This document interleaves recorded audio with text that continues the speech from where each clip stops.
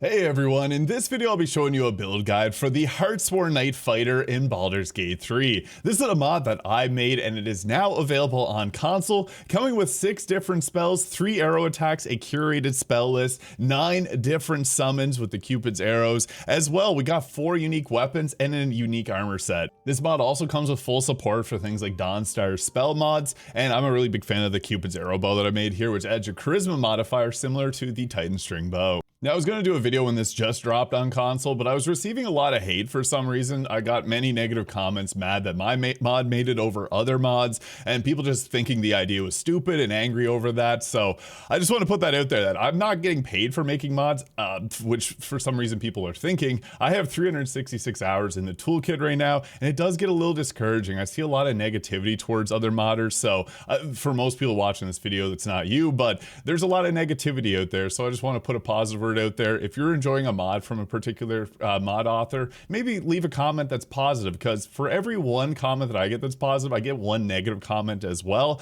I just started blocking people when they start using a bunch of hateful language towards my mods. I do this stuff for fun to make people, have more enjoyment out of the game. But it's been really discouraging lately with the amount of hate that I've been getting for making mods on all 4 of my mods that I've currently made. I'm working on my 5th now. So again, just to prevent other mod authors from getting burnt out, I do think more positivity is needed. I even seen a bunch of negativity on Reddit today. I was sent it, and yeah, it just needs to stop. But that's the reason for this video coming late. And also for my lack of Baldur's Gate 3 videos. They haven't been getting as many views, which is okay, but the amount of negativity in the fan base is getting a little bit overwhelming. But I digress. We're getting into the build here, which is a fighter, so we gotta wait till level 3 to be able to get it. I would recommend grabbing the fighting style defense here for that +1 armor class. It's always a nice thing, but if you want to use some of the 2-handed weapons that come with this mod, great weapon fighting can be a good choice as well. And for the ability score, this is a charisma based class, so I would recommend boosting up your charisma. And you don't have to do spell casting, but it is a nice addition to this class. But it also works very well if you just want to focus on strength, dexterity, and constitution.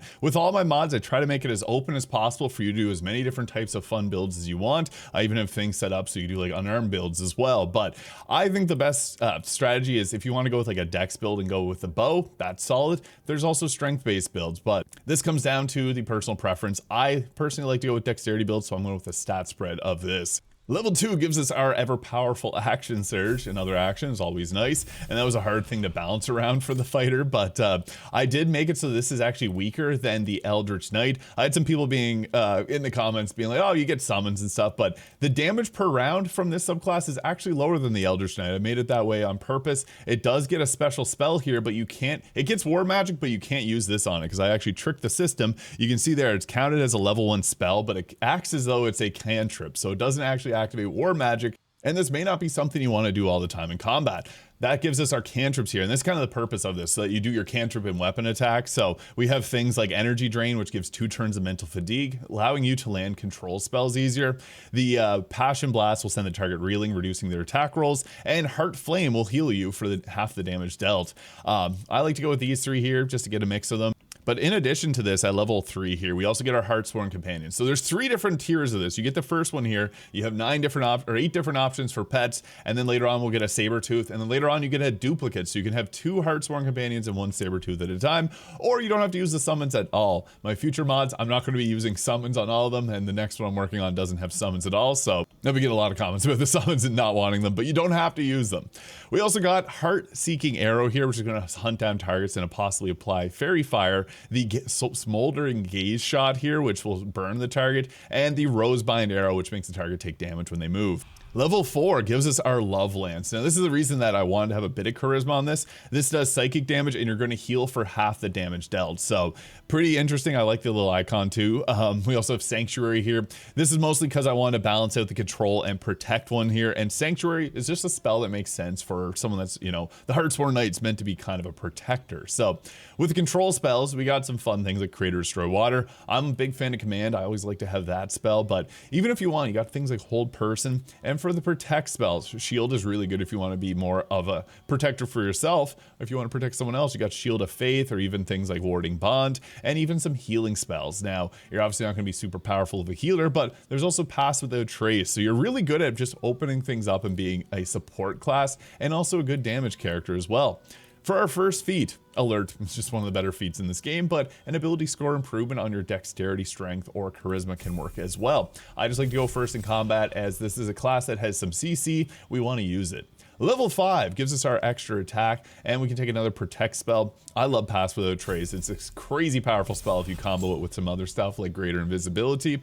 Level 6 gives us our Summon Heartsworn equipment. So this is a separate spell. In my future mods, I've made it so they're condensed with the summons, but you're going to have different weapon options here, and they're permanent, so you can give them to your teammates as well. And I try to keep them somewhat balanced. Let me know in the comments balance ideas. I had to nerf this class already based on feedback, but I'm always trying to improve.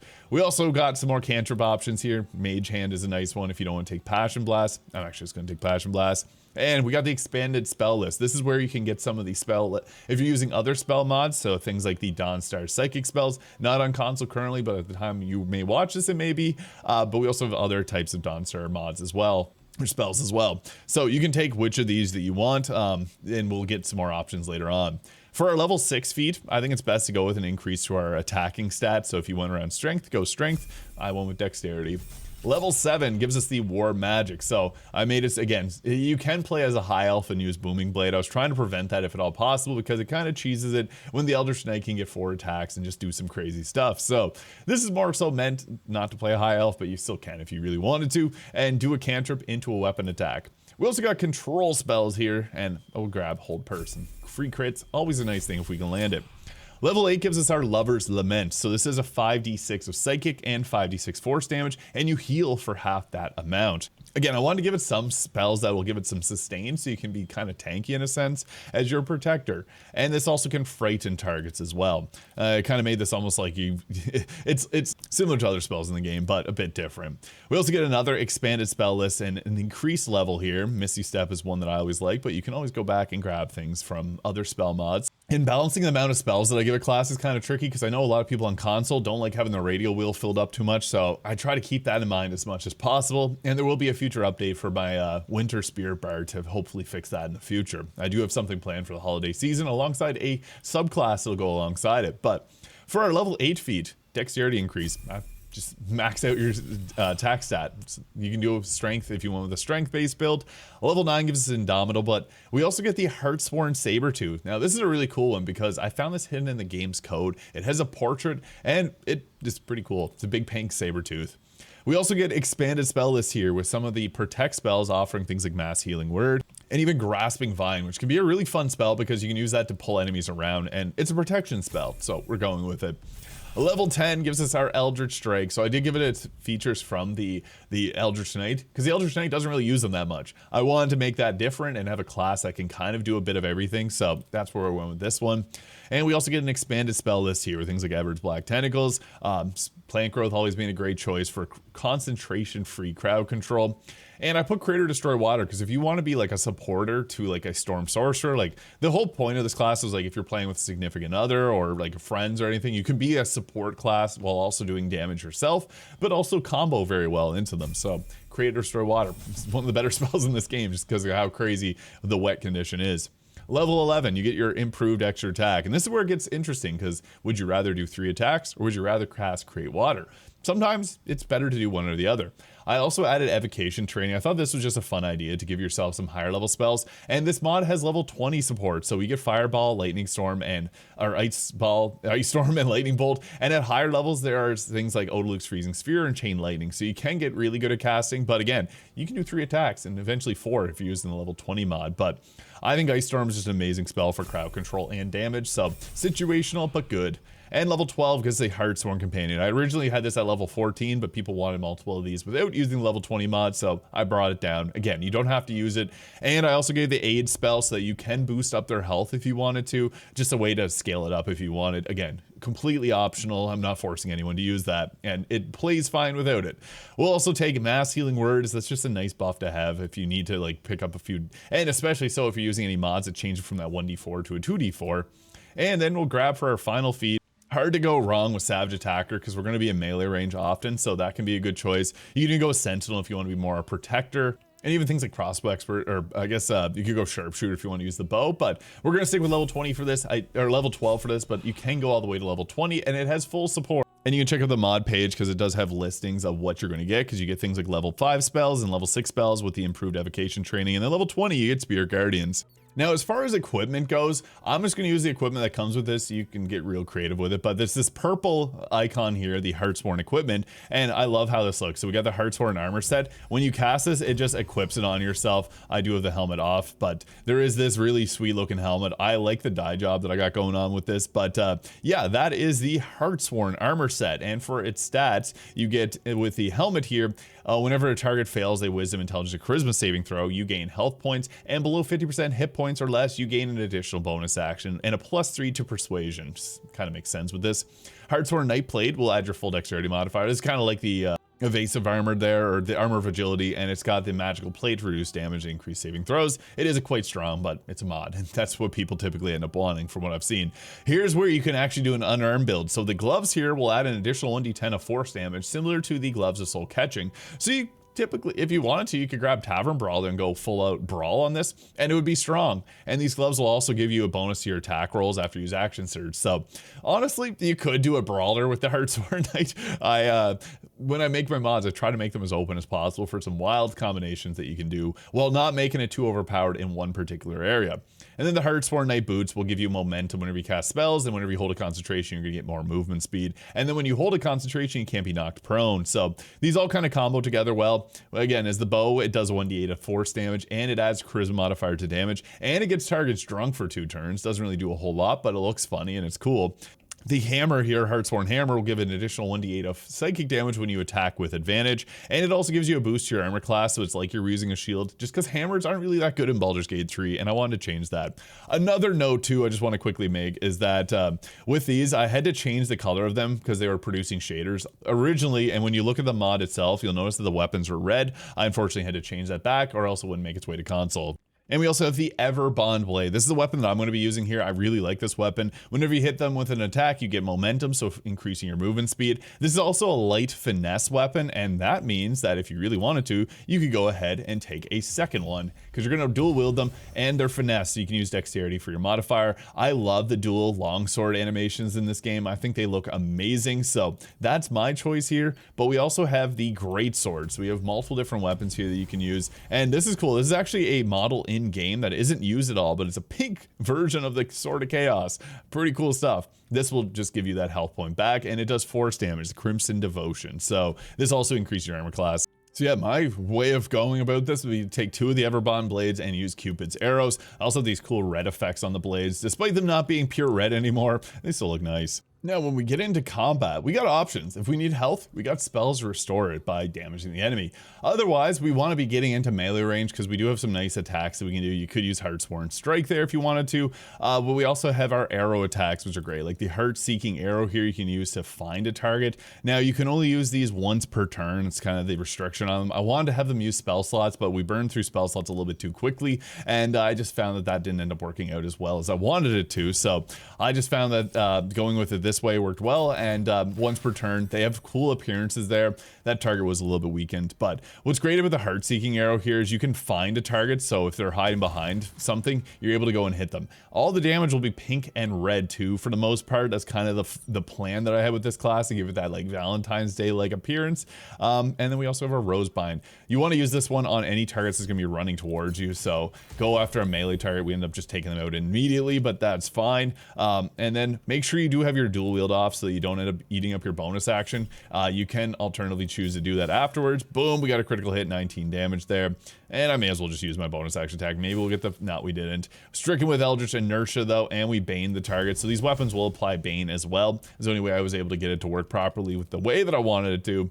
If you want to spread the red damage around, Arrow of Many Targets is always going to be a good choice, because you can strick a multitude of enemies with the Eldritch Inertia. Because we're out of our special arrows there for this turn. You'll get them back next turn, but it's nice to do that, stricken with the Eldritch Inertia. You also will apply Drunk on them and Bane, so you can be a really good debuffer with Arrow of Many Targets. Obviously, those are really good, but it's hilarious seeing everyone love Drunk with the drunken animations here, so yeah, that is cool. Yeah, everyone here is drunk. Now, I thought about giving the Charm ability similar to the Illithid ability, but I think this is very annoying. I didn't want anyone to have to suffer through that, having that pop up all the time in combat. Now they're drunk in our face here, so we may as well just go ahead with melee attacks. Typically melee is going to be one of the better ways to go about this. I'm going to go ahead with an arrow attack on a couple of them. I'm going to use a spell on others. Smoldering Gaze Shot, being able to put burning on a target is pretty fun. It's just a little bit of extra damage, and that was just enough. And funny enough, if you get multiple stacks of drunk on a target, it'll end up putting them to sleep, so that can be even funnier. So nice little bonus there. On top of that, we got our Love Lance, and this is really nice because it can be upcast. Like, making upcast spells is really hard. It's one thing I want to mention because you have to create new spells for every upcast level and then pair them all back. But what you can do is you can use this spell, unfortunately with disadvantage, we're at close range, and we're going to get health back based on that. So you can see there we got a good bit of health back because we got a critical hit off. That was great. So you can sustain yourself, but when you do that, it eats up your entire action. So that's obviously not something you want to be doing too often, because then you're just, you know, out of an attack. But we could go with Sanctuary on ourselves too. It's kind of a funny way to just end off our turn. I'm just going to go with the weapon attack. Now, I even took Dawnstar's psychic weapons here. It looks and fits the theming of this extremely well with the pink damage. It's so great. But we also have Lovers of Men, which I haven't even used here. And this is a spell that you want to use on a target that's got a lot of hit points, because we were able to get 25 hit points back. That was really good. We got a crit, obviously, and I was able to take out 2 targets. Funny enough, the way that this works is if you have, like, what you saw there is I got 2 extra damage because I have Call the Weak, which ended up taking out this target here. It was in a very unfortunate position, and it was able to give me health back for both of those. So you can do some pretty cool stuff with that. I'm going to do the bow attack at close range because I knew it was going to take it out if I was able to land it. And we'll go after them with Smoldering Gaze. Good. We add some fire damage, and we may as well just end off with the Heartsworn Strike here. So boom, nice. And we'll finish him off with a Smoldering Gaze Shot. This might not actually take him out. No, it didn't. So we'll go with the Rosebind Arrow to take him out then. And yeah, perfect. All right. So again, sorry for the little rant at the start there, just about all the toxicity that I've been facing regarding modding. I don't want to talk about those kind of things, but I've spoken to mod authors that have quit modding for Baldur's Gate 3 because of all the hate they've received. So I know it's not alone. I'm not alone in the situation. I know there's a lot out there that are just very aggressive, especially when it comes to console mods, and certain ones not getting approved on console, and certain mods do get approved on console. And when they do, then their mod didn't come out. There's a lot of anger that happens. So my thoughts on this is you should go leave a comment positively on someone else's, not mine, mod, and let them know how much you appreciate their hard work. Because the more we lift each other up in the modding community, the better things are for everyone, and we get more great mods out of there. And again, no one gets paid to make mods. They do it for their own enjoyment of the game or to help others enjoy the game more. So yeah, let me know your thoughts though on the Heartsworn Knight Fighter. I did have a couple updates that I've done already on it, and I am likely going to do another one here in the future. Alongside my other mods, I do have some updates planned for it. So hit the subscribe button below if you enjoyed, and we'll catch you all in the next one.